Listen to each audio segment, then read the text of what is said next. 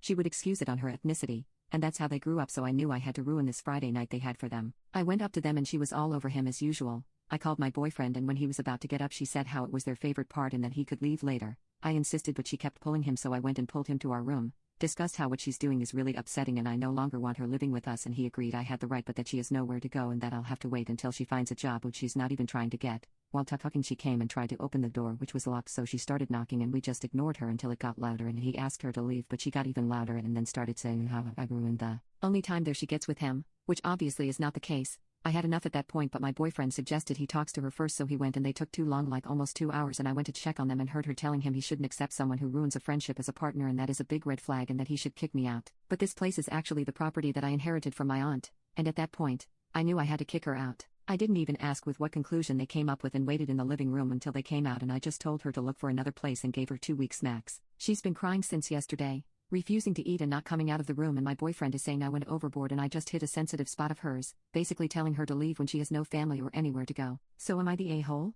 Update: apparently I was too blind. Yeah, I guess my boyfriend isn't who I thought he was. He has been trying to give her food, try to calm her down, and took a day off from college and work. He goes on Sundays too, which he never did for me, and he never even get days off from his classes unless really necessary with proof. Nursing.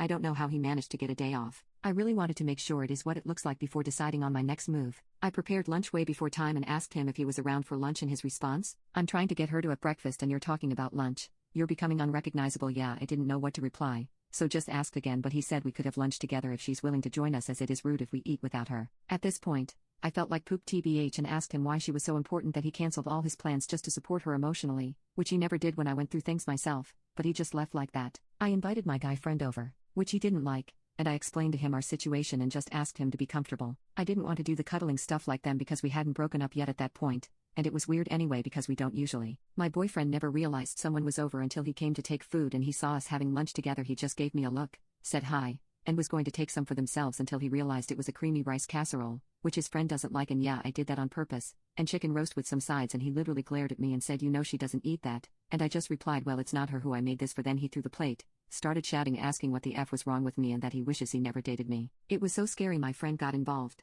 They got aggressive, and I just asked him to leave with his other girlfriend, which he replied with, oh, so you're replacing me that fast? But I told him he was the one who had replaced me a long time ago, but I was too dumb to realize. He actually moved in fully when his friend came, and colleges here do provide dorms, but of course, it's not like she can live with him, and I couldn't care less anymore. Also, no legal action is required for someone you haven't signed papers with where I live. They were just guests. I packed his things for him, which aren't a lot, and left them by the front door. He came crying and apologizing and acknowledging what he did was wrong and just other bullshit I didn't want to hear because the damage was already done. My friend was of great support, and he dealt with everything else as I cried my eyes out in my room. That sums up how I went through my first heartbreak. It was my first relationship, and I did love him, but I guess I can watch, eat, and do anything now without catering to anyone's needs. I'm changing the locks tomorrow morning, and we're ordering fried chicken, apparently. A proven heartbreak remedy by my friend, and although her excuse was bringing up her race, I know better than that.